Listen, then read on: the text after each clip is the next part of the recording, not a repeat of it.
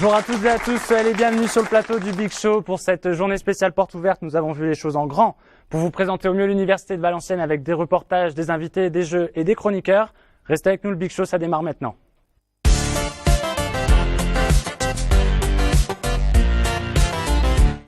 Dans cette première partie d'émission, je reçois Monsieur Artiba, vice-président délégué à la recherche. Bonjour. Monsieur Coutelier, directeur de l'ENSIAM. Bonjour. Et enfin, Romain Tondeur, étudiant à l'ENSIAM en deuxième année de génie industriel. Bonjour. Bienvenue à tous les trois, merci d'avoir accepté notre invitation. Sont présents également sur ce plateau mes deux premiers chroniqueurs, qui sont Éléonore, étudiante à la Flash. Bonjour. Et Maxime, étudiant en audiovisuel, donc ici à Dream. Bonjour Emilien. Voilà, les présentations sont faites. Je vous propose de regarder tout de suite le premier des 4 reportages de cette émission, ceci étant préparé par les étudiants en journalisme de la formation Joris. Ce premier reportage est destiné à vous présenter l'Université de Valenciennes. On revient juste après pour échanger avec nos invités.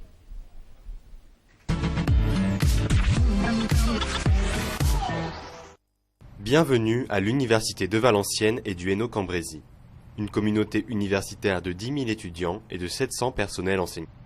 L'université est le partenaire de la réussite des étudiants et propose de nombreux services pour faciliter la vie universitaire. Les étudiants ont à leur disposition 2 restaurants universitaires sur le campus du Mont-Huy, ouverts de 11h15 à 13h30. Ils proposent des menus variés, composés d'un plat principal et de 3 périphériques, entrée, dessert ou fromage. Les étudiants ont la possibilité de manger dans un restaurant universitaire pour 3,15 € et donc peuvent payer avec l'aide de leur carte étudiant. Et avec ça, ils peuvent payer directement soit dans les cafétérias, soit dans les restaurants de l'ensemble du Crous de Lille. Une résidence universitaire de 700 logements est située à quelques minutes à pied du campus. La bibliothèque permet de trouver tous les ouvrages théoriques indispensables aux études, mais aussi des romans ou des bandes dessinées. Des postes informatiques sont aussi disponibles pour parcourir le catalogue de la bibliothèque et faire des recherches sur Internet.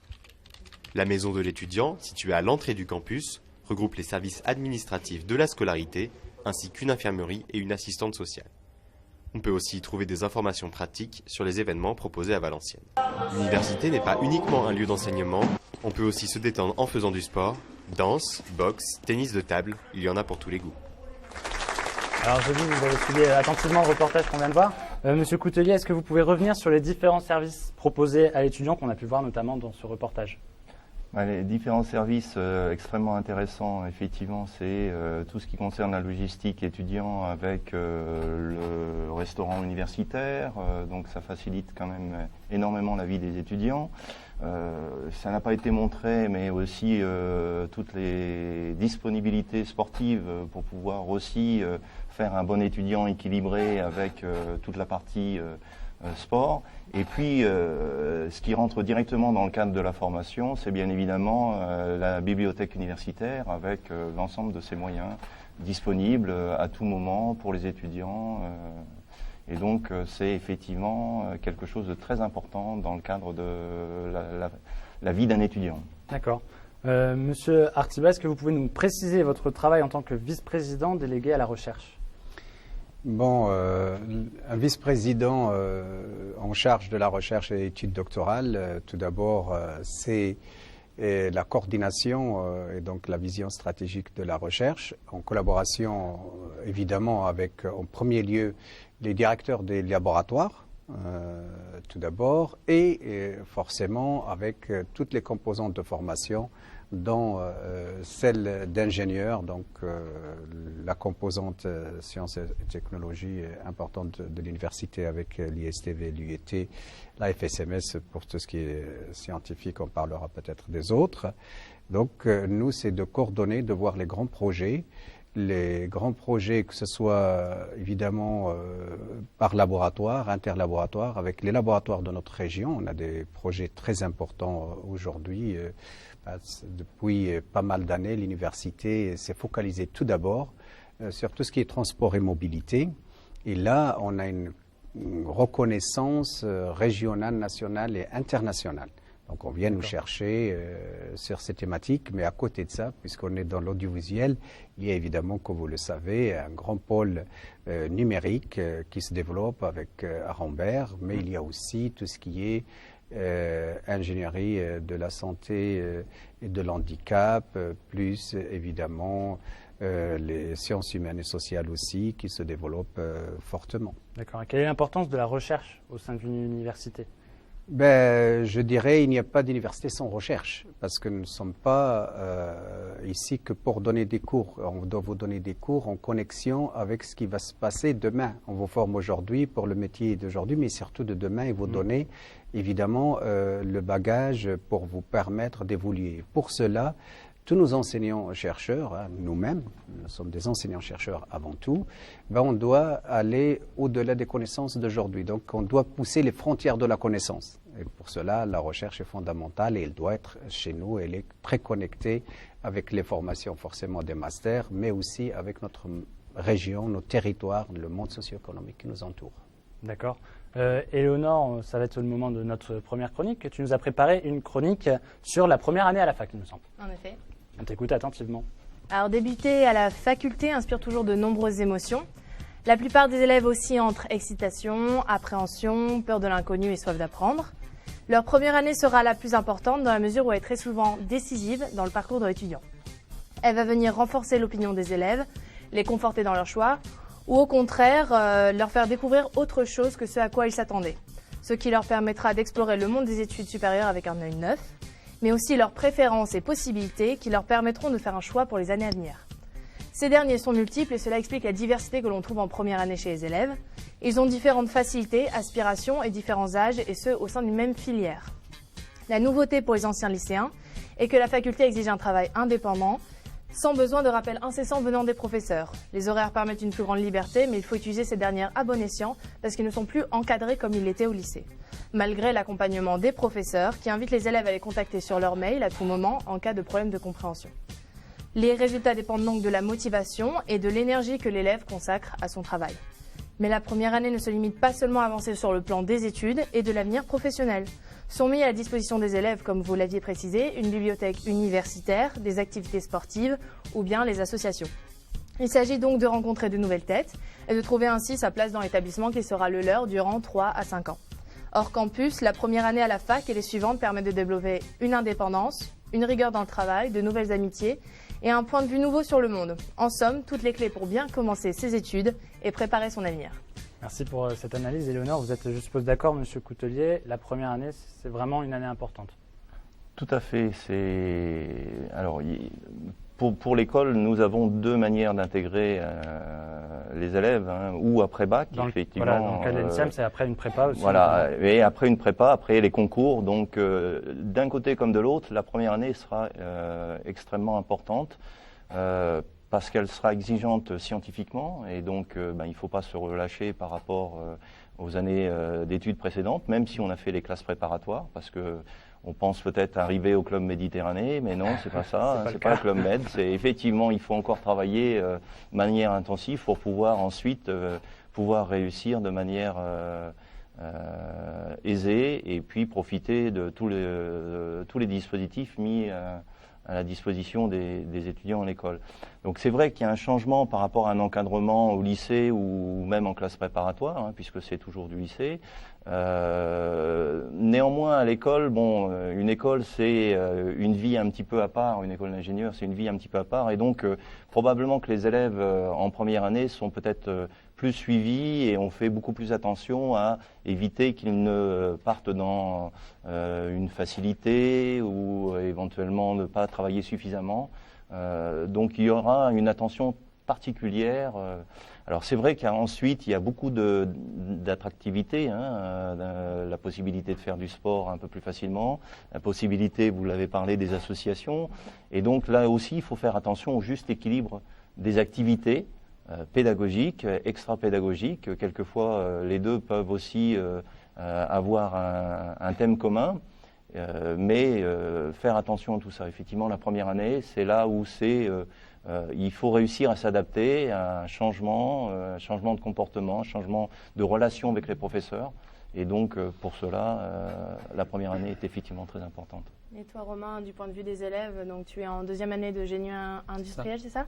Donc, est-ce que tu te rappelles de ta première année? Comment ça s'est passé? L'encadrement, l'intégration, les cours en amphi, tout ça? En fait, j'ai eu 3 premières années. J'ai une première année comme apprenti donc dans une entreprise, donc la découverte du monde professionnel. J'ai une première année en tant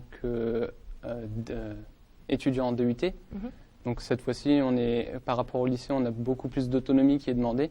Et après, j'ai eu la première année cette fois-ci en école d'ingénieur, donc à l'ENSIAM. Et là, en plus de l'autonomie, c'est de la rigueur scientifique qui est appliquée à mon travail. Et donc, tu étais content de l'encadrement? Toujours. On va aborder après les différentes formations proposées à l'Université de Valenciennes, mais juste avant, je vous propose de jouer à un premier petit jeu, le ni oui ni non. Alors vous connaissez tous, je pense, les règles du ni oui ni non, mais je vous les rappelle quand même. Je vous pose une série de questions brèves.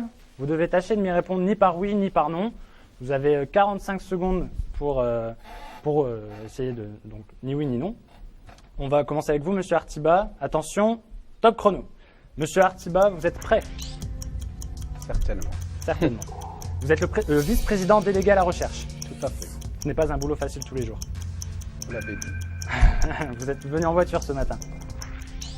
En effet. En effet. Vous êtes plutôt rouge ou noir? Noir. Plutôt noir. On peut dire que vous aimez le noir. On peut le On dire. peut le dire. Vous prenez le tramway pour vous rendre à la fac de temps en temps? Pas tous les jours. Pas tous les jours. Vous avez toujours travaillé à l'université de Valenciennes?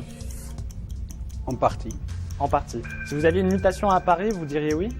J'étais déjà à Paris et je suis venu. J'étais professeur à Paris. Vous avez dit oui là, non?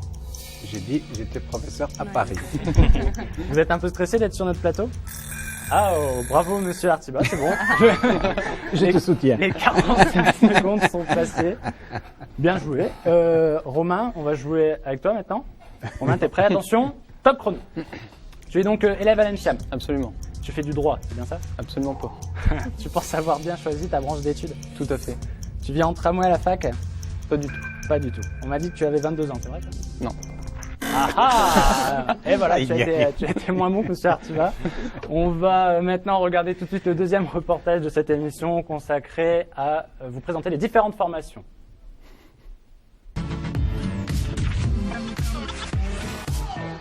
Forte de 10 000 étudiants, l'Université de Valenciennes propose une large palette de formations multidisciplinaires.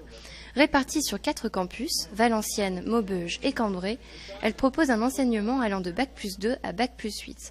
Administration, sport, mécanique, pour ne pas s'y perdre, petit tour d'horizon des différentes filières. Alors, l'offre de formation de l'Université de Valenciennes et du Hainaut-Cambrésis est une offre de formation pluridisciplinaire, bien adaptée à son territoire. Donc, c'est pour ça que nous comptons un nombre important de composantes de formation. Donc, on peut citer au niveau Bac+2 l'Institut universitaire de technologie, l'Institut des sciences et techniques. Nous avons une école d'ingénieurs. Nous avons également une faculté dédiée aux sciences et métiers du sport, une faculté des lettres, langues, arts et sciences humaines, un institut d'administration des entreprises et une faculté de droit et cogestion. Et enfin, un institut préparatoire à l'administration publique. Notre carte de formation répond parfaitement aux besoins des entreprises environnantes. Aujourd'hui, on peut afficher fièrement que l'université est classée 6e sur le plan national au niveau de l'apprentissage. Une insertion dans le monde professionnel facilitée par un réseau de plus de 200 partenaires. Pas d'inquiétude donc pour ces étudiants de l'IUT qui effectueront prochainement des stages en entreprise. Nos statistiques en termes d'insertion professionnelle sont très bons comparativement au niveau national. On peut afficher fièrement un taux d'emploi à 94,5% au niveau des masters et 90% au niveau des licences professionnelles. Des formations qui s'adressent à tous et qui affichent un taux de réussite bien placé au niveau national. À Valenciennes, le plus difficile, c'est de choisir une branche sur laquelle se poser. Alors, Monsieur Artiba, est-ce que vous pouvez nous repréciser un peu les différentes formations qui existent à l'Université de Valenciennes? Quels sont selon vous les atouts de l'Université de Valenciennes? Comme ça vient d'être dit dans ce reportage, nous avons, composantes de formation. D'abord, une école d'ingénieurs, et je ne me permettrai pas de donner plus de précisions à côté du directeur, Monsieur Coutelier est là pour en parler, mais je peux dire que notre école aussi de travail sur des programmes et tout avec les meilleures écoles nationales. On peut citer par exemple l'École nationale des ponts et chaussées, où il y a des programmes qui sont faits en commun, et pour ingénieurs, il y a d'autres choses qui se font à l'international. Donc on a évidemment l'Institut universitaire de technologie, donc l'UIT, qui est aussi un institut important autour des 2000 étudiants, avec des formations, des départements qui offrent du tertiaire, du secondaire, etc. Donc des formations très importantes techniquement. Et on voit aussi le lien entre l'UIT et l'INSIAM à travers les formations continues, etc. C'est des choses qui sont évidemment encouragées et qui marchent très bien. Nous avons évidemment l'Institut des sciences et techniques de Valenciennes, l'ISTV. Il y aura la directrice tout à l'heure de l'ISTV pour en parler pour l'émission qui suit. Et donc là aussi, vous avez les sciences, le classique, les mathématiques, la chimie, l'informatique, le génie civil, l'automatique, la mécanique, etc. Donc l'audiovisuel où on est, donc qui marche aussi très bien. Et donc nous avons quelques fleurons, tels que l'audiovisuel technique, qui sont extrêmement importants et dont les formations sont connues et bien classées au niveau national. La faculté des sciences et métiers donc du sport, c'est une faculté, la FSMS voisine donc à l'audiovisuel, qui marche très bien. Donc on le rappelle qu'il y a aussi des liens avec le monde professionnel, les IFSI, etc., l'hôpital de Valenciennes, etc., qui sont très importants. En formation, on parle, mais en recherche aussi. Donc il y a des choses très intéressantes qui se passent. Nous avons donc je vais dire, juste pour les citer, les dernières formations restantes, on a pour les autres composantes, c'est au tertial, donc au centre-ville. Voilà. Là, nous avons aux alentours de 3500 étudiants quand même, en droit, économie, gestion, que ce soit donc l'AFDEJ, l'IPAG ou à l'IAE, où là, évidemment, les liens aussi entre l'école d'ingénieurs, l'IAE, sont très intéressants et complémentaires, ainsi qu'avec la fac de sciences et l'UT. Donc ça, c'est des passerelles, et c'est ça l'intérêt à notre université, et on s'adapte rapidement au monde socio-économique. D'accord. C'est cette flexibilité qui est importante à mes yeux à l'université. D'accord. Monsieur Coutelier, vous pouvez peut-être juste nous préciser les différentes formations proposées aux étudiants de l'ENSIAM. Donc à l'ENSIAM, nous sommes rentrés depuis juin dernier dans le groupe INSA. Donc nous allons avoir un cursus préparatoire dès septembre 2014 du type INSA, donc après bac. Nous avons ensuite 5 filières d'ingénieurs après bac plus 2 en apprentissage et formation continue, que sont le génie industriel comme en main, génie électrique et informatique industrielle, et puis 3 filières plutôt généralistes qui permettent de former à la recherche, à la conception, au développement dans le domaine de la mécanique énergétique, dans le domaine de la mécatronique et dans le domaine de l'informatique et management de système. Mais nous avons aussi des spécialités fortes, un master spécialisé, comme l'a été dit tout à l'heure par le vice-président de la recherche, autour des systèmes de transport ferroviaire et urbain en cohabilitation avec l'école des ponts et chaussées. Et pour septembre 2014, en avant-première pour votre émission, je vous informe que le ministère nous a donné en primeur l'information. Nous sommes habilités pour pouvoir demain accueillir un master international transport et énergie qui sera le premier master international de ce domaine en France, et bien évidemment en région il y a peu de concurrence. D'accord, bien, l'information est bien passée, je pense. Maintenant, c'est le moment de passer à une deuxième chronique avec Maxime. Maxime, toi, tu vas nous parler de l'insertion professionnelle. Attention, Maxime, ça ne rigole plus. Et non, ça ne rigole plus du tout, Emilien. Et là, je m'adresse à toi, étudiant qui porte haut et fort l'étendard de la naïveté et de l'insouciance. Jusqu'à présent, tu arpentais les couloirs de la faculté en imaginant que toutes ces salles de classe n'étaient remplies que d'âmes tourmentées, où le discours soporifique d'un professeur et la chaleur tropicale des radiateurs apportaient les conditions idéales d'un assoupissement salutaire après une nuit beaucoup trop courte. Et tu avais bien raison, malheureusement, dans ton monde peu contraignant, tu oublies facilement l'issue fatale de ta formation, à savoir l'insertion professionnelle. La quoi ? L'insertion professionnelle, et oui, trouve un boulot, quoi, et de préférence un boulot en rapport avec ce que tu viens d'étudier pendant 2, 3, 5, voire même 8 ans. est donc une étape essentielle à ne pas rater et pour cela, l'université vous donne les moyens de ne pas vous prendre le mur en pleine face. Il faut savoir que chaque étudiant peut être aidé dans sa recherche de stage et d'emploi par le SIO-SIP, le service d'information, d'orientation et d'insertion professionnelle qui se trouve à la maison de l'étudiant juste à l'entrée du campus. Dans ce service, les étudiants peuvent avoir accès à un certain nombre d'outils, de documentation et peuvent également prendre rendez-vous avec des conseillers spécialisés qui pourront accompagner chaque étudiant dans son projet professionnel. Alors pour plus d'infos, vous pouvez taper dans votre moteur de recherche favori SIO-SIP, UVHT et vous trouverez facilement des descriptions de ce service et également les numéros à contacter. Je conclurai, Emilien, en rappelant les chiffres très importants qui ont été précisés dans le dernier reportage qu'on a pu regarder, à savoir que selon une étude du ministère de l'Enseignement supérieur sur le taux d'insertion 30 mois après l'obtention du diplôme, eh bien sachez que la moyenne de l'UVHT est de 94,5%, alors que le niveau national est de 91,5%. On peut également noter les bons résultats dans le domaine du droit, 98%, et le domaine des sciences, technologies et santé, qui sont à 96%, donc d'insertion professionnelle 30 mois après l'obtention du diplôme. C'est plutôt des chiffres rassurants, ça. Plutôt rassurant. Monsieur Coutelier, on peut dire que l'avenir des étudiants est assuré lorsqu'ils sortent de l'ENSIAM?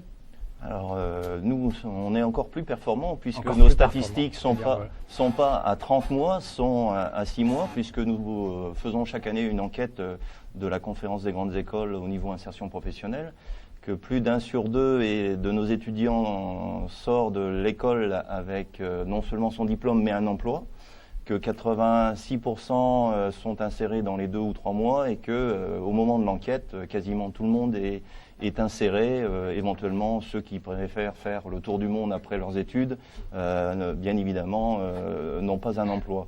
Mais donc 100% d'insertion après 6 mois. Aujourd'hui, par rapport aux statistiques de l'insertion professionnelle au niveau des écoles d'ingénieurs, nous sommes bien au-dessus de la moyenne, à peu près 15% au-dessus de la moyenne nationale.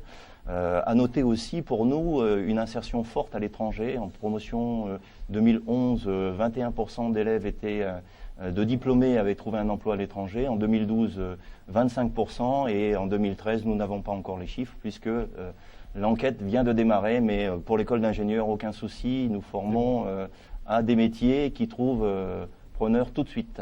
D'accord, très bien. On va passer à un nouveau petit jeu, celui de la réponse en un mot. Je vous pose une question, vous devez tâcher de m'y répondre par le premier mot qui vous vient à l'esprit, comme ça. On commence par vous, Monsieur Artiba. Selon vous, le mot qui qualifierait le mieux l'université de Valenciennes?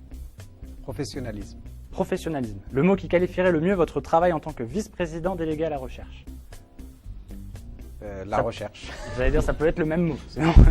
Comment trouvez-vous notre plateau? Merveilleux. Merveilleux, merci.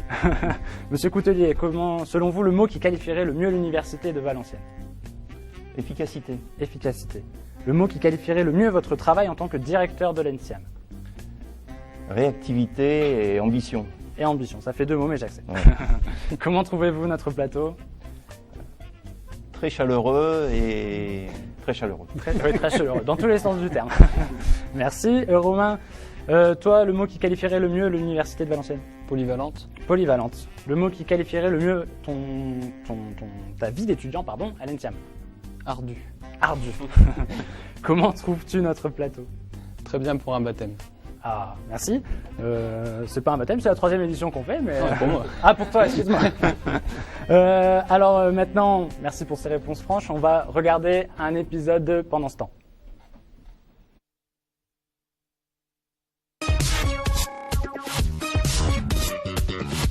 C'est un peu frescouille là, non?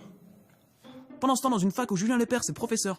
Ta pièce de vaisselle, très courante, autrefois appelée creusequin, récipient individuel dans lequel est notamment servi un plat. Oui? Un bol. Bonne réponse! Oh ouais! Ouais! Oui, messieurs! Pendant ce temps, dans une fac où les notes sont inversées.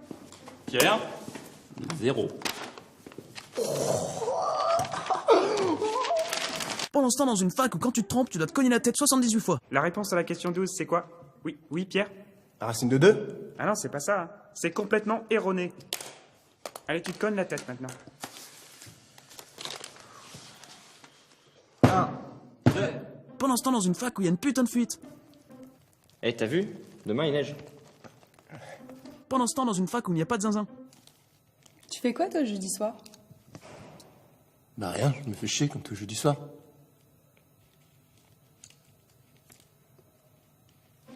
Pendant ce temps, dans une fac où il y a trop de zinzin.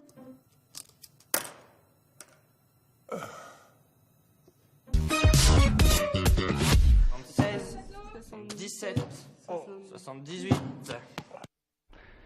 De retour sur le plateau du Big Show, n'essayez pas de vous taper la tête 78 fois quand tu le tapes, je vous jure, ça n'apporte rien de bon. Plus sérieusement, Clélia vient de nous rejoindre pour nous faire une nouvelle petite chronique donc, sur le sport à la fac. Voilà, donc tout d'abord, bonjour aux invités. Donc, on ne peut parler de sport sans bien évidemment parler des études STAPS. Alors, qu'est-ce que c'est que cette bête-là?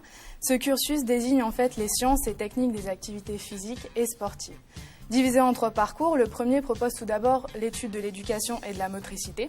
Il correspond à tous ceux souhaitant devenir professeur d'éducation physique ou encore éducateur en mairie. La deuxième branche, elle, s'adresse aux futurs professeurs spécialisés dans le handicap moteur ou physique. Pour ce faire, la licence STAPS propose le parcours activité physique adaptée. Enfin, le dernier type d'études se nomme management du sport. C'est donc un cursus qui permet de devenir manager de n'importe quelle structure sportive. En plus, avec ce diplôme, on peut effectivement aussi créer sa propre boîte d'événements sportifs. Cependant, il faut prévenir les intéressés qu'il est fréquent que les entreprises sélectionnent davantage les étudiants diplômés d'écoles de management que ceux débouchant du cursus STAPS. Alors le niveau monte jusqu'au Master 2 lorsqu'on choisit une licence STAPS. En revanche, si l'on choisit le parcours recherche, on peut atteindre le niveau doctorat qui donne le titre à l'étudiant d'ingénieur en conception de produits sportifs. Alors par exemple, avec ce diplôme, on peut travailler chez Decathlon pour créer des produits Kalenji ou encore Nabaji. Mais peut-on pratiquer un sport sans être un étudiant STAPS? Eh bien oui, grâce aux modules transversaux. Ces derniers donnent la possibilité à l'étudiant de pratiquer une activité physique et culturelle qui n'est pas, je le rappelle, automatiquement présentée à la rentrée pour un coefficient 1. Alors dans la brochure U-Guide, que voici, donc disponible à la maison de l'étudiant juste en face de l'arrêt de tram Montlouis, tout est affiché. De l'organisation des modules aux activités proposées, tout sujet est traité afin que l'étudiant comprenne comment ces modules transversaux fonctionnent et comment ils sont enseignés. Voilà, donc pour plus de renseignements, je vous propose de contacter le 03 27 51 11 50 ou contacter directement Madame Foucard, responsable des modules et de leur emploi du temps à cette adresse valérie.foucard@univ-du6valenciennes.fr. Merci Clélia pour cette intervention. Monsieur Artiba, d'un point de vue hors formation FSMS, les possibilités de faire du sport à la fac offrent un vrai plus pour l'étudiant. Certainement, parce que je crois que tout étudiant, bon, il y a les études sérieuses, entre guillemets, où on doit évidemment passer des examens à un certain moment. Ben, à côté de ça, vous avez deux choses. Tout d'abord, vous avez parlé tout à l'heure des zinzins. Ben, je crois que c'est fondamental aussi. Nous étions tous des étudiants et je crois qu'il faut se décontracter à un certain moment. Hein, n'est-ce pas, Daniel? Et puis, il y a aussi l'autre partie beaucoup plus sérieuse, le sport. Vous avez parlé de la FSMS et là, je crois que vous pratiquez jusqu'à 16 sports. Là, c'est des professionnels, mais au moins tous les étudiants, et pas que les étudiants, le personnel aussi, qu'ils soient les BIAS, les enseignants-chercheurs, peuvent faire du sport et beaucoup de nos collègues aussi font du sport avec les étudiants, donc mélanger déjà. Donc, comme ça, on se sent toujours jeune, pas seulement en classe, mais même quand on fait, on se mesure pas aux jeunes, mais on pratique quand même pas mal de sport au sein de l'université, même du yoga, etc. Pas que ça. Bon, à côté de moi, j'ai un très grand sportif, hein, donc disons pratiquement professionnel. Donc le sport est fondamental pour notre vie universitaire et je vous encourage à en faire au maximum quand vous pouvez. Un peu de zinzin le jeudi aussi, c'est pas mal. Bien, merci pour cette chronique, merci pour cette intervention. Avant de retrouver une dernière fois nos invités, donc ils sont, je le rappelle, Monsieur Artiba, vice-président délégué à la recherche, Monsieur Coutelier, directeur de l'ENSIAM, et Romain, donc étudiant à l'ENSIAM. On va regarder le dernier reportage de cette première partie qui va vous parler un peu des associations étudiantes.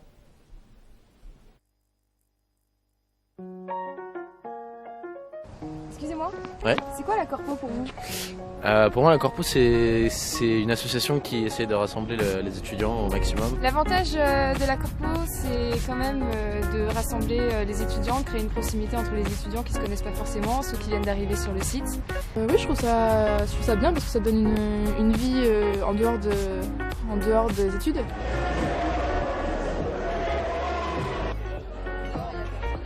ESN Valenciennes, c'est Erasmus Student Network. C'est une association internationale qui existe partout en France.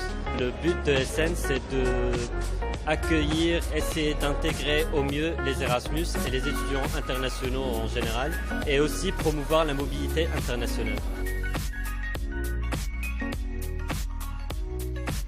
Tout au long de l'année, on organise diverses opérations, donc que ce soit OP-Croc, Hot-Dog, Gaufre. On a aussi le week-end d'intégration, la semaine de la culture, généralement en avril, et cette année, ce sera la semaine de la culture anglophone.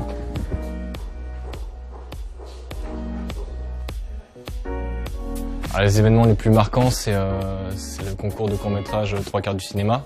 On essaie aussi d'organiser une journée pro qui regroupe les anciens et les actuels étudiants. Surtout le soir des étudiants, quand ils viennent au local lors des événements, ils te disent ouais, on est content, vous avez un bon bureau, vous faites tourner la filière. Ça, c'était la chose la plus gratifiante quand même. Voilà, donc l'importance d'adhérer plutôt à une fédération, donc pour les associations, c'est vraiment d'avoir donc des représentants élus, donc qui peuvent défendre leur filière. Et ça va faire une année là qu'on a instauré une politique culturelle à la Fève, donc notamment par la semaine de la culture qu'on organise. Donc c'est vraiment un moyen de pouvoir se montrer et de travailler ensemble.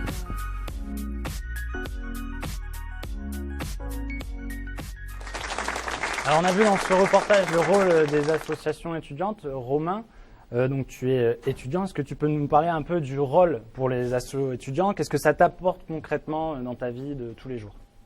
Concrètement, ça vient faire un peu frontière entre l'école et un moment plus détendu, ou qui sert aussi de faire le point entre les étudiants sur les améliorations apportées, sur un point de blocage particulier dans un cours ou tout autre événement comme des soirées autres que les zinzins ou encore... Il n'y a pas que les zinzins. Tout à fait. Et les OP-Crop comme on parlait dans le reportage. Oui, d'accord. Monsieur Coutelier, de nombreux projets sont organisés directement en lien avec les associations. Elles ont un vrai rôle à jouer pour les étudiants. Oui, tout à fait.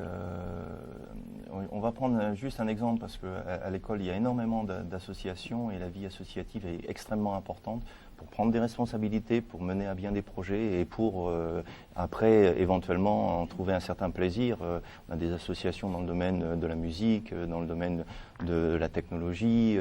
Bon, je vais donner juste un exemple important. On a une association autour de l'environnement depuis plusieurs années et cette association a été la cheville ouvrière de la journée environnement et développement durable qui, depuis 5 ans, se déroule à l'école fin mai, début juin. Et donc toute une activité au quotidien avec des problématiques qui sont des problématiques d'actualité autour de l'environnement liées à une thématique éventuellement connexe et à partir de là, effectivement la vie de l'association est importante pour elle-même, pour l'école aussi qui permet de rayonner à travers l'activité. Voilà. Donc l'association des étudiants, les différents projets possibles, c'est une force, c'est un atout et c'est aussi le moyen de s'expérimenter dans un futur management de projet et dans une future vie professionnelle. Bien, je vous dis un grand merci à tous les trois pour être venus partager votre vision de l'université et de vous être prêtés aux différents jeux qu'on vous a proposés. C'est la fin de cette première partie d'émission. On se quitte avec le zapping, s'ensuit une page de pub et on se retrouve juste après pour la deuxième partie du Big Show avec des nouveaux jeux, des nouveaux invités. À tout de suite.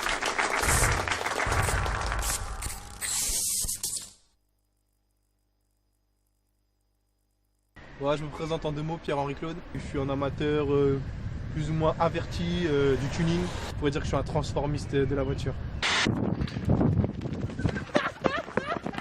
Voyez-vous, le tyrannosaure n'obéit à aucun schéma de groupe. Essaye de t'avancer. Le bras magique, c'est un bras qui sert en fait...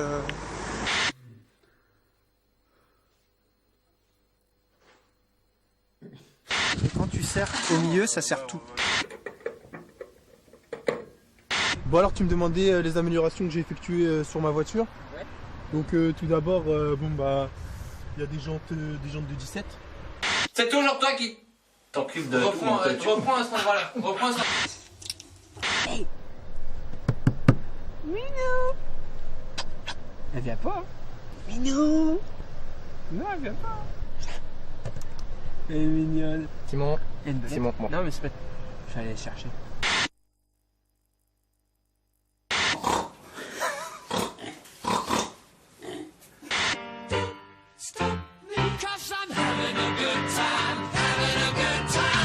Simon, alors, concentrez-vous un petit peu.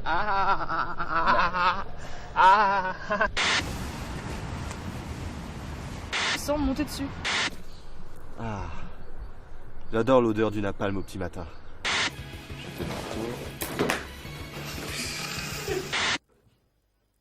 C'est... Non, faut que j'annonce, c'est qu'ils disent action en fait.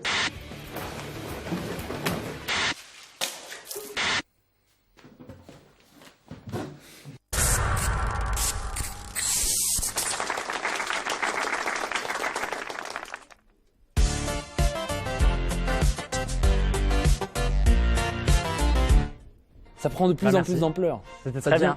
Non, c'était cool. On est hyper soudés en fait, et c'est pour ça qu'on avance. Merci. Bah merci, c'est gentil. C'est ouvert à tous et tout le monde peut nous rejoindre.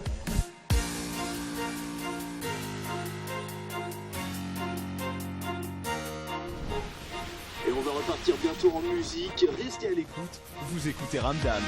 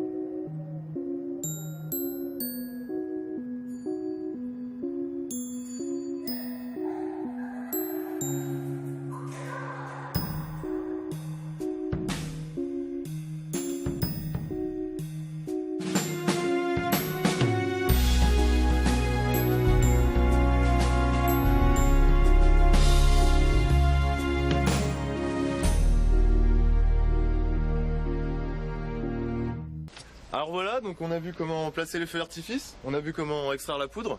Bah maintenant il n'y a plus qu'à allumer.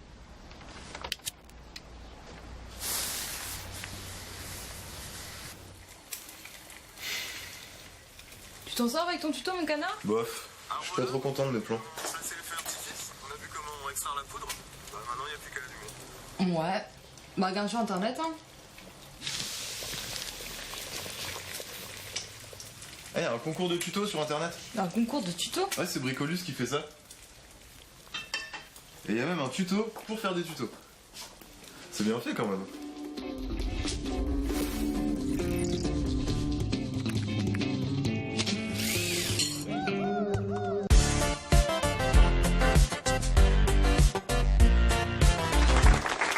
De retour sur le plateau du Big Show pour cette deuxième partie d'émission consacrée à DREAM, donc le département de recherche et d'enseignement en audiovisuel et multimédia, avec maintenant des nouveaux invités. À ma gauche, Monsieur Pommeret, donc directeur de l'ISTV et enseignant ici à DREAM. Directeur adjoint seulement. Directeur adjoint seulement, excusez-moi. Voilà, la première boulette de la journée sur l'invité. Fallait que ça arrive. Monsieur Comps, ingénieur d'études et enseignant, donc également à Dream. Vacataire. Ils vont me reprendre à chaque fois mes invités. Je suis mal barré. On n'est pas près de la finir cette Et enfin, Lionel Schnant, ancien étudiant de la formation et actuel chef d'équipement à France 2. C'est exact. C'est exact, je me suis pas trompé. Voilà. Ça va. Merci d'avoir accepté donc notre invitation. Soyez bienvenus sur le plateau du Big Show. Sont présents également donc pour cette deuxième partie mes deux chroniqueurs qui sont Ninon, étudiante en L3, pardon. En L3, salut. Et Steve, donc président de l'asso audiovisuel 3/4 de pouce. Salut Emilia. Voilà, les présentations sont faites. On peut démarrer la seconde partie.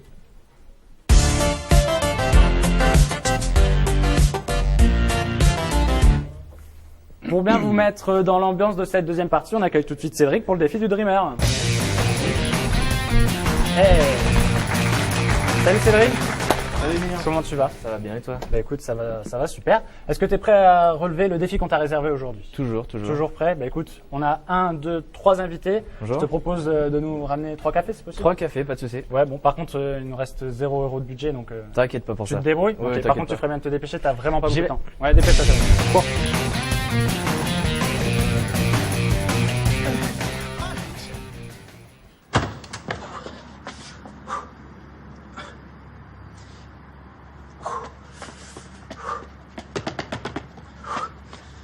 Ça va être la course, mais je vais le faire. Je confirme, Cédric, ça va être la course, bon courage, mais plus sérieusement, on revient sur le plateau, donc ou plus sérieusement ou pas d'ailleurs, avec Steve qui va nous faire une petite chronique. Tu vas nous dire où on va pouvoir sortir après cette journée porte ouverte à Valenciennes, avec une chronique sortir à Valenciennes. Eh ben oui, Emilia, parce qu'après cette longue journée de travail, il va falloir s'aérer un peu l'esprit. Je suis bien d'accord. Alors je vais vous proposer qu'on aille se restaurer, histoire de reprendre un petit peu de force avant le début de la soirée. Pour cela, vous avez la rue de Lille et ses kebabs, ses restaurants asiatiques. C'est parfait quand on n'a pas trop de temps et peu d'argent. Si vous avez un peu plus de temps devant vous, je vous propose quelques bonnes adresses. Le Coenco, qui est une crêperie du 21e siècle. Le Mykonos, restaurant traditionnel grec. Ou encore le restaurant Les Arcades, qui fait plutôt de la cuisine française. Une fois qu'on a bien mangé, on va aller se divertir un petit peu. Alors bon, pour ceux qui sont adeptes de la petite sieste post-repas, je vous propose les salles obscures du Gaumont ou encore les spectacles en tout genre du Phoenix. Sinon, si vous avez un peu plus d'énergie, je vous propose le bowling Satellium, histoire de tâter quelques grosses boules et de dégommer des bonnes petites quilles. Ou alors, sinon, vous avez le Laser Game Evolution, qui est une sorte de paintball où on ne se fait pas mal, où on ne se tâche pas. Se dit, vous n'êtes jamais à l'abri d'une collision avec un adversaire qui a l'impression de jouer sa vie et qui court partout comme un débile. Après toutes ces émotions, quoi de mieux que se retrouver dans un petit bar entre amis. Alors pour ça, vous avez la place de tournée avec l'Exozen, le Paradis, l'Entre-deux ou encore le Code Bar.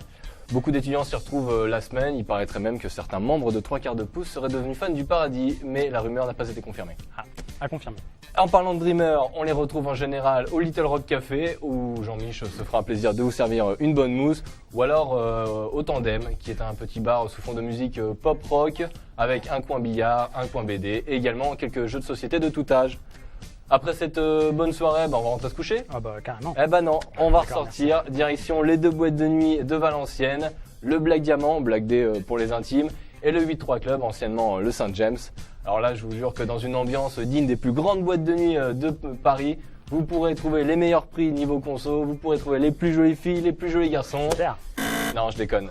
Vous demanderez surtout comment vous avez fait pour passer la sécurité habillé comme vous êtes. Et vous vous retrouverez sur un canapé, écouter de la musique assez commerciale sans jamais oser lever vos petites fesses. Mais au moins, vous aurez passé une très bonne soirée et vous aurez plein de souvenirs à raconter au prochain cours de maths. Ouais, en n'oublions pas d'être attentif quand même en cours de Évidemment, maths. toujours. Monsieur Comte, selon vous, Valenciennes, c'est une ville agréable pour faire ses études? Votre question, c'est... Ma question, c'est est-ce que c'est une ville agréable? Vous n'êtes pas obligé de reprendre tous les points. La ville agréable pour faire ses études. Oui. C'est un bon lieu pour faire des études, au sens où effectivement les formations qu'on vous propose sont tout à fait adaptées au milieu professionnel et au métier que vous pourrez trouver plus tard. Donc, après, est-ce que c'est un lieu de vie culturel? Oui, je pense qu'il y a des choses intéressantes à faire. Et on peut effectivement associer les deux intelligemment, études et puis vie culturelle. Je pense que c'est un équilibre intéressant et d'ailleurs complémentaire aussi. Monsieur Schnant, quand vous étiez étudiant, comment ça se passait pour vous la vie à côté des études? Est-ce qu'il y avait autant de choix au niveau des sorties, des activités? J'aurais aimé à l'époque avoir votre chronique. J'aurais pu à voir tous les bars que vous avez cités pour les fréquenter, parce que nous, on étudiait à l'époque. Il paraît que nous aussi on étudie un peu, mais... Non, je plaisante. L'ancien élève qui fait aujourd'hui des cours d'ailleurs, encore, attends, c'est pour ça que aussi... Oui. D'accord. On va passer au dernier reportage de cette émission qui va vous présenter un peu mieux le département audiovisuel de Dream.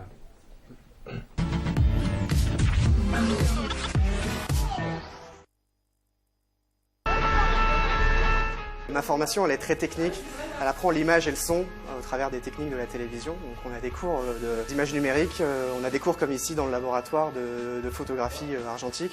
Et on a toute une partie théorique là-dessus parce qu'il faut savoir que le son et l'image, c'est beaucoup de phénomènes physiques. Je pense que c'est une formation qui peut amener à devenir un technicien de l'audiovisuel assez performant. Je voudrais, en sortant d'ici, devenir directeur de la photographie.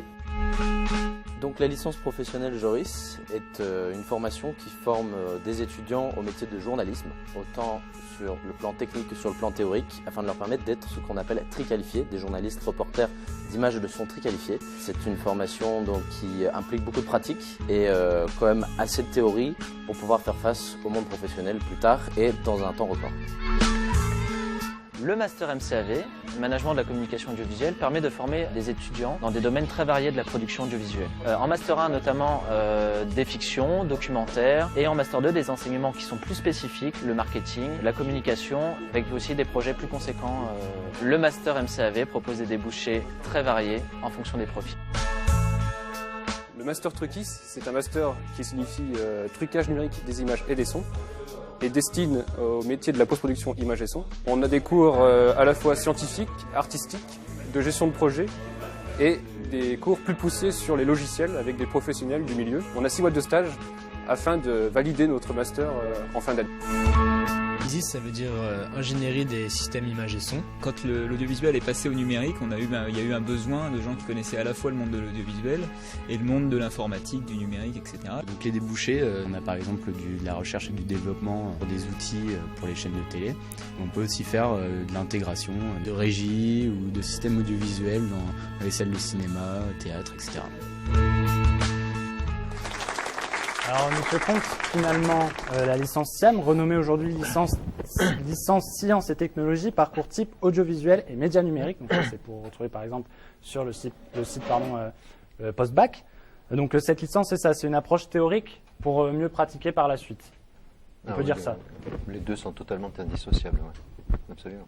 Et du coup, au niveau de la formation, c'est vrai que c'est une formation très théorique, il y a beaucoup de physique, de maths, mais c'est toujours pour, dans une idée de par la suite, savoir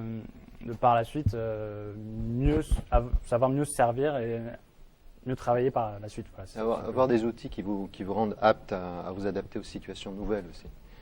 Si vous n'apprenez que des recettes et des choses par cœur, vous ne pouvez pas, quand vous vous retrouvez face à une situation nouvelle d'exercice audiovisuel, qu'il soit vidéo, audio ou autre, vous ne saurez pas le faire. Donc il vaut mieux avoir des outils de niveau théorique assez élevé qui vous permettraient de vous adapter à des situations nouvelles, à analyser et à être capable de trouver des solutions. D'accord. Monsieur Pommeret, après la licence, donc qui dure 3 ans, peut se spécialiser à travers 3 différents masters. Est-ce que vous pouvez revenir sur ces différents masters ? Oui, effectivement, on propose 3 masters. Le premier, c'est, sans ordre, c'est le MCAV pour Management de la communication audiovisuelle, donc pour les métiers de la production audiovisuelle. Ensuite, on a le master Truquis pour trucage numérique des images et des sons, donc les métiers de la post-production, qu'elle soit image ou son. Alors par post-production, on n'entend pas seulement le montage, mais tout ce qui est compositing, donc mélange d'images, effets spéciaux, retraitement des images. Et puis enfin, il y a le master ISIS pour ingénierie des systèmes images et son, où là on est sur des métiers très techniques, soit plus en amont sur du R&D, soit sur l'exploitation au sens mettre en œuvre des systèmes pour la diffusion, la transmission d'images et de sons. D'accord. Merci Lionel. Tu peux nous expliquer en quoi consiste ton travail aujourd'hui à France 2 ? Alors aujourd'hui, je suis chef d'équipement, comme tu le précisais tout à l'heure. Justement. Alors, pour les non-initiés, c'est peut-être un mot un peu barbare. Chef d'équipement, pour résumer, il est responsable de la régie de production, donc de tous les équipements vidéo, mais il fait aussi l'encadrement, c'est-à-dire qu'il est aussi responsable de l'équipe technique qui travaille sur l'émission, alors sur les différents postes, donc de l'ingénieur de la vision, opérateur magnéto ou serveur, truquiste. Alors, à France Télévisions, particulièrement à France 2, le chef d'équipement fait partie de l'équipe. C'est-à-dire qu'il manipule aussi. Pendant l'émission, il n'est pas seulement là à regarder si tout va bien. Il participe aussi, donc il est censé pouvoir occuper tous les postes, que j'ai cités tout à l'heure. Alors, il se trouve qu'en particulier, c'est souvent le truquiste c'est souvent le poste du truquiste qu'occupe le chef d'équipement. Donc c'est pour ça que le chef d'équipement à France Télévisions, il est chef d'équipement, mais il est aussi truquiste. D'accord. Et quelle formation tu as fait? Et est-ce que tu fais le lien entre ce que tu as vu lors de ta formation et le travail que tu fais aujourd'hui? Alors moi j'ai fait la même formation que vous, à la nuance près, c'est qu'à l'époque, donc il y a 16 ans, Déjà la finalité était pas tout à fait pareille, en tout cas c'était pas modulé de la même manière, c'est-à-dire qu'on arrivait après un bac plus 2, donc pour moi j'ai fait un DUT génie électrique avant, mais mes camarades venaient de DUG ou de prépa aussi à l'époque, et on arrivait après un bagage bac plus 2 pour finaliser en bac plus 4 ou en DESS ou DEA, et la recherche pour certains, voilà. D'accord. Monsieur Pommeret, est-ce qu'on peut parler un peu de la licence Pro-Joris? Est-ce que selon vous, elle offre une bonne approche technique du monde du journalisme? Alors, qu'est-ce que tu entends par technique? Parce que c'est vrai que le métier de JRI, journaliste reporter d'image, auquel destine cette formation, a des aspects techniques, mais d'un point de vue audiovisuel. C'est-à-dire qu'il faut savoir maîtriser une caméra, il faut savoir faire un peu de son, il faut savoir monter, puisque de plus en plus... on travaille en triqualification, c'est-à-dire faire le reportage sur le terrain, mais aussi monter et faire le travail du journalisme. Et puis après, évidemment, c'est complété par des aspects plus journalistiques. Donc, c'est-à-dire là, savoir raconter une histoire, savoir prendre un événement et le disséquer et le synthétiser pour pouvoir en quelques minutes, puisque le reportage c'est quand même très court, pouvoir en quelques minutes avoir une bonne connaissance du sujet sans se perdre dans les détails. Donc ça c'est le travail journalistique. Alors on peut parler de technique, puisque on apprend à écrire finalement ces reportages, mais c'est aussi tout un travail, je dirais, sur l'humain, sur le relationnel, donc des compétences au-delà de la technique. D'accord. C'était une bonne réponse à ma question approximative du coup. Voilà, j'espère que vous avez compris qu'il fallait venir à Dream. Voilà, je dis ça au passage. On va peut-être regarder avant de continuer ce que fait Cédric. Cédric, t'en es où dans ton défi? Eh bien, Emilien, nous voilà devant un bar qui m'a l'air plutôt sympa. On va essayer de négocier ces cafés. Vas-y, bon courage, Cédric. Bonjour, madame. Bonjour, monsieur. Nous sommes en direct de l'émission Le Big Show et nous avons des invités qui aimeraient boire un bon café. Seulement, on a un peu ric-rac sur le budget. Bon, j'ai compris. Je suis d'accord, mais j'ai un petit problème. Vous pouvez déboucher les toilettes. Ah. Eh bien, je vais déboucher ces toilettes et je ramène ces cafés. Bon courage, Cédric, pour déboucher les toilettes. N'oubliera pas de te laver les mains, s'il te plaît, avant de nous rejoindre sur le plateau et nous ramener les cafés. C'est le moment du petit service après-vente de cette journée porte ouverte qu'on vous a préparé. Service après-vente DJPO. Oui, service après-vente, bonjour. J'ai mis un costume. Pourquoi faire? Pour aller au JPO. C'est bien. Service après-vente, bonjour. Au nord, c'était le coron. La terre, c'était le charbon. Le ciel, c'était l'horizon. Des hommes, des mineurs de fond. Maryse, je viens d'avoir Doudou Bachelet. Ça déchire. Service après-vente, bonjour. Bah dis donc, tu viens plus aux soirées là? Ah ouais, je suis un petit peu enrhumé là en ce moment. Bah t'as tout loupé. On a fait une spéciale JPO. Oh, je peux te dire que les portes étaient grandes ouvertes. Et toute la journée. Ah ouais. Oh, laisse tomber. Service après-vente, bonjour. Oui, bonjour. Le président de l'université s'appelle bien monsieur Ourac? Oui monsieur, oui, tout à fait. Oui. Oui. Alors dans ce cas-là, pour le président, hip hip hip, Ourac? Non. Jean Blaguin. Non. Humoriste. Mais non. Ah si. Ah là. Service après-vente, bonjour. Salut mon chéri, c'est Tata Suzanne, ça va? Ouais, salut Tata, ça va et toi? Ça va bien, je suis retourné à la fac. Ah ouais, t'apprends des choses alors? Oh, j'en apprends. Ces petits jeunes sont pleins d'idées. Debout, allongés, sur la table. T'es dégueulasse. Oh, bah si on peut même plus faire des folies de son corps, hein. Bon, tu viens toujours dimanche? Je t'ai fait une tarte. Service après-vente, bonjour. Eh, vous me reconnaissez? Non. Mais si, c'est moi. Pendant tous les cours, mon téléphone il sonne. Dring, dring, dring, dring, dring, dring. C'est moi, super connard. Ah, super connard. Ah oui, c'est moi. Service après-vente, bonjour. Tu l'as vu? Bah de quoi? Bah mon cul. Oh. Au revoir. Au revoir. Vous êtes toujours sur le plateau du Big Show, c'est le moment d'une nouvelle chronique avec Ninon. Ninon, tu vas nous parler des options artistiques en première année. Et oui, Emilien, alors j'ai mené l'enquête auprès des Dreamers pour vous présenter ces options. Alors d'abord, il faut savoir que les étudiants choisissent ces options, soit pour valider un semestre ou tout simplement comme option facultative. Donc d'abord, le théâtre. Donc, l'option théâtre, elle se déroule sur un seul semestre à l'espace Pasolini de Valenciennes. Elle est différente du théâtre traditionnel parce que le travail est beaucoup plus axé sur l'expression corporelle, le travail des émotions et l'improvisation. Donc, en plus des cours, les étudiants sont invités à participer et à assister à de nombreux spectacles variés. Donc pièces de théâtre, spectacles de danse, spectacles d'acrobatie par exemple. Et il y a des tarifs très avantageux. Donc on a quand même connu pire comme boulot. Ensuite, donc, les étudiants peuvent s'essayer aux techniques du storyboard au département Dream. Donc le storyboard, pour ceux qui ne savent pas ce que c'est un document qui est établi en pré-production et qui permet d'avoir une vision future du film plan par plan. En fait, ça ressemble à une bande dessinée. Maintenant, vous savez ça. Voilà. Donc les étudiants qui choisissent l'option storyboard, ils doivent élaborer un storyboard à partir d'un texte en 20 planches en abordant des techniques de dessin variées. Donc photo, collage, peinture, crayon et j'en passe. Donc ce qui est bien avec cette option, c'est que c'est pas vraiment un cours, vu que l'ambiance est extrêmement détendue et chaleureuse, donc on peut facilement discuter. On considère ça comme un atelier un peu. Voilà, on peut écouter de la musique, etc. Ensuite, troisième option, c'est l'option musique au Conservatoire de Valenciennes. Donc chaque année, la fac permet aux Dreamers de soit pratiquer un instrument ou de suivre des cours de solfège. Donc je conseille vraiment cette option aux mélomanes en fait, qui n'ont pas eu l'occasion d'intégrer une école de musique dans leur jeunesse, parce qu'ils vont découvrir les racines de la musique, travailler l'écoute, le rythme, ce qui est vraiment important. Et je conseille également cette option aux musiciens diplômés, puisque ça permet d'obtenir une bonne note sans faire trop d'efforts. On va pas se le cacher. C'est vrai.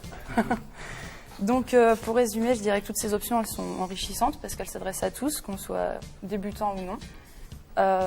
Elles sont également très agréables à pratiquer parce qu'on est déjà en petit comité, l'ambiance est agréable.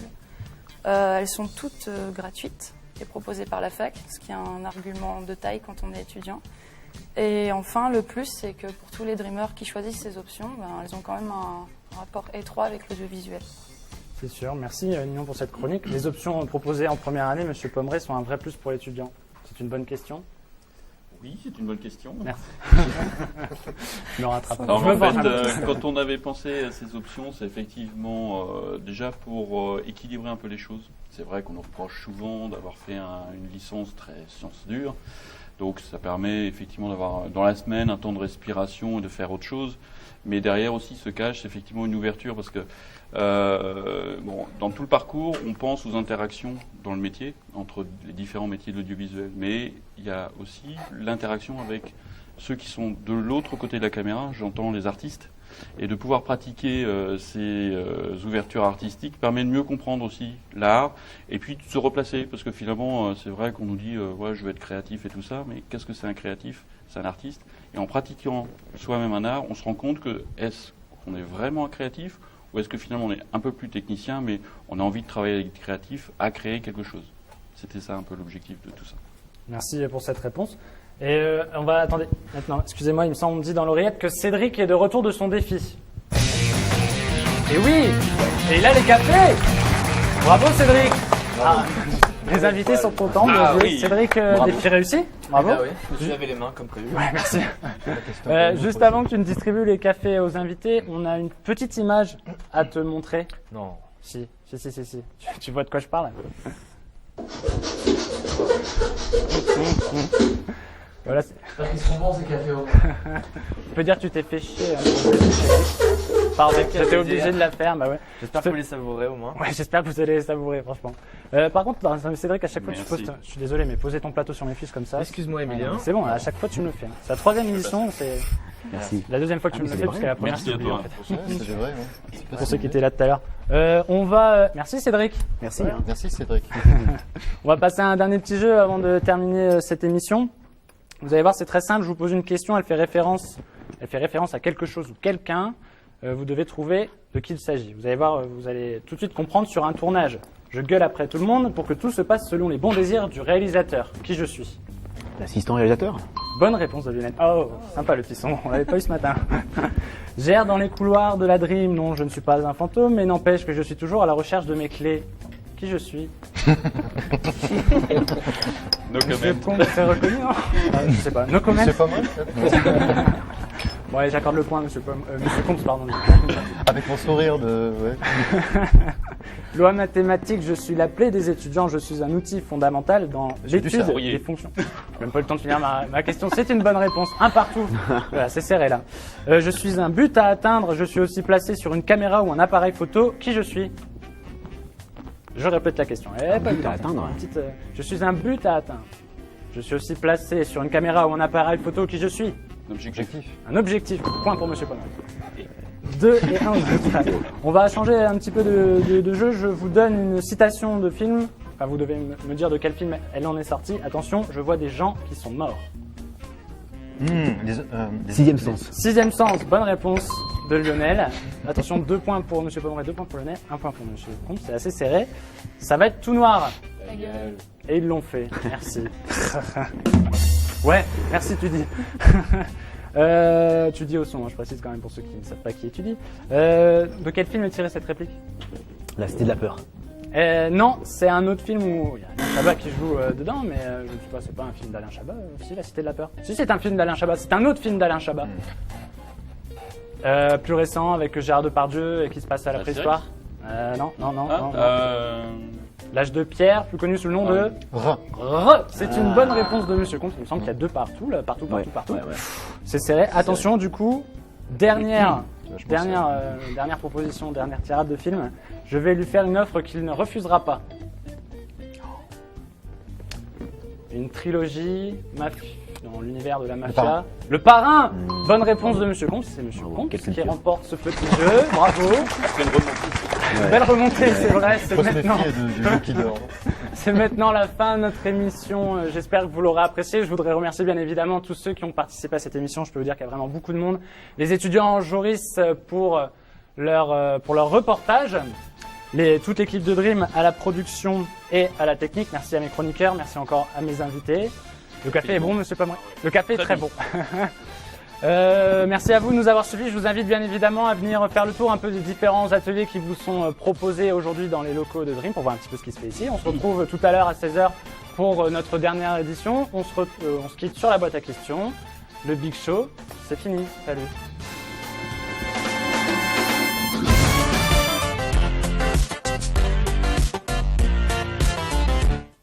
Lors d'un entretien d'entrée à la formation, quel type de profil recherchez-vous? En général, des étudiants qui ont un bagage scientifique, à part les juristes où effectivement ils peuvent avoir un bagage pas tout à fait scientifique, bagage scientifique pour appréhender les aspects théoriques. Quel type de profil recherchez-vous? Profil motivé. C'est ça qu'on cherche, un étudiant ouvert. La formation à Dream est plutôt tournée vers quel domaine? Le cinéma, la télévision, la musique? L'audiovisuel dans sa globalité. La question est compliquée. Il y a tellement de convergence grâce au numérique entre le cinéma, la télévision et la musique, tout devient numérique, que nos étudiants arrivent à finalement s'insérer dans ces 3 secteurs, mais la télévision reste quand même le cœur de notre métier. Elle est tournée vers l'audiovisuel, ce qui signifie que ça peut englober énormément de domaines et je dirais chacun son destin. Il fait vraiment si moche que ça dans le nord. Bon, non. À part la pluie.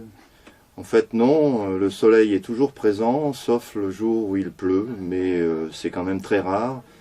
Non, je crois pas. On a quand même le soleil dans le cœur, à l'intérieur. Pourquoi venir étudier à Valenciennes? Parce qu'elle n'est pas plus proche de chez moi et c'était suffisant.